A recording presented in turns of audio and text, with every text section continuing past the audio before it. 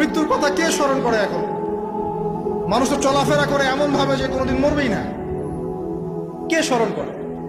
যে টেবিলের তল দিয়ে ঘুষ নিচ্ছে ও স্মরণ করে মৌতের কথা?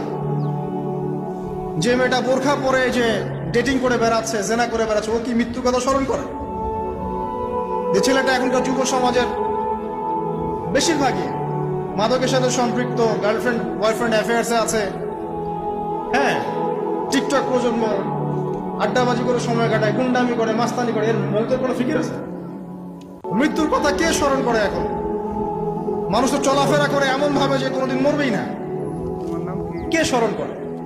যে টেবিলের তল দিয়ে ঘুষ নিচ্ছে ও স্মরণ করে মৌতের কথা? যে মেয়েটা বোরখা পরে যে ডেটিং করে বেড়াচ্ছে, জেনা করে বেড়াচ্ছে, ও কি মৃত্যুর কথা স্মরণ করে?